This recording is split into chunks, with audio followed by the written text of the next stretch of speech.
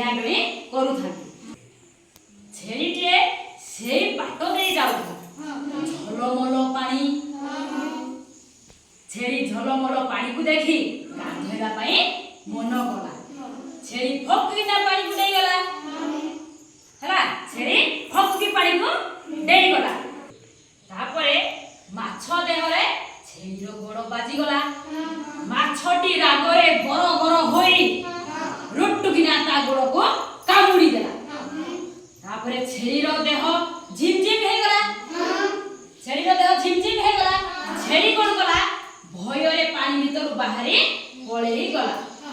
ସେଇଦିନ ଠାରୁ ଛେଳି ଆଉ ପାଣିକୁ ଭୟରେ ପଶିଲା ନାହିଁ।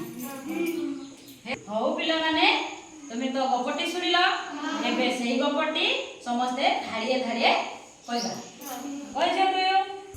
বন ভিতরে পাহাড়টিଏ, ପାହାଡ଼ ତଳେ ଝରଣାଟିଏ।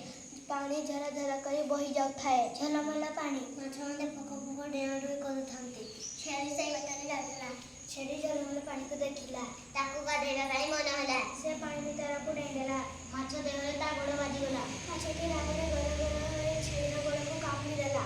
ତା ଦେହ ଝିମଝିମ ହେଇଗଲା। ସେ ଭୟରେ ପାଣିରୁ ବାହାରି ପଳେଇଲା।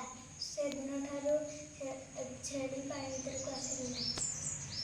ହଉ ପିଲାମାନେ, তুমি তো ବହୁତ ସୁନ୍ଦର ଭାବରେ ଗପଟି କହିଦେଲ।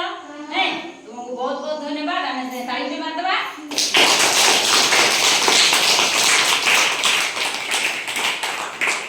ହଉ ପିଲାମାନେ, তুমি তো গপটি ସମସ୍ତେ ଧାଡ଼ିଏ ଧାଡ଼ିଏ କହିପାରିଲ। ତାହେଲେ ସମସ୍ତେ ଶିଖିପାରିଲ ନା? ତାହେଲେ କିଏ କହିପାରିବ ପୁରା ସମ୍ପୂର୍ଣ୍ଣ ଭାବରେ ଗପଟି? ସମସ୍ତେ ଶିଖିଗଲ?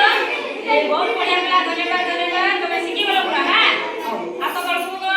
ମୁଁ ତାହେଲେ ପିକୁନକୁ କହିବି, ସେ ଗପଟି ସମ୍ପୂର୍ଣ୍ଣ ଭାବରେ କହିବ। ବଣ ଭିତରେ ପାହାଡ଼ଟିଏ ଅଛି। ପାହାଡ଼ ତଳେ ଝରଣାଟିଏ ଝର ଝର କରି ବହି ଯାଉଛି। ଝଲମଲ ପାଣି।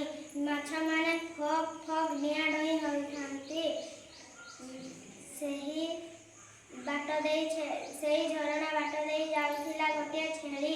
ଛେଳିର ତାର ମନ ହେଲା ଗାଧୋଇବା ପାଇଁ। ସେ ପାଣି ଭିତରକୁ ଡେଇଁଦେଲା।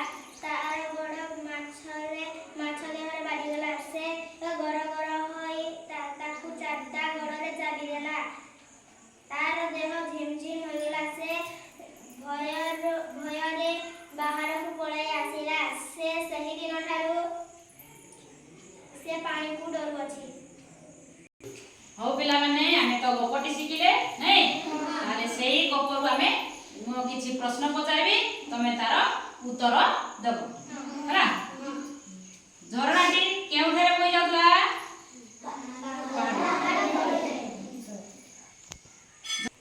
ହଉ ପିଲେ, ଝରଣାର ପାଣି କିପରି ଥିଲା? କିଏ ଦେବ ହାତ ଟେକିଲ? ବଢିଆ ଉତ୍ତର ଦଉଛ, ବଢିଆ ପିଲା। ନାଇଁ? ହଉ, ଆଉ ଗୋଟେ ପଚାରିବା।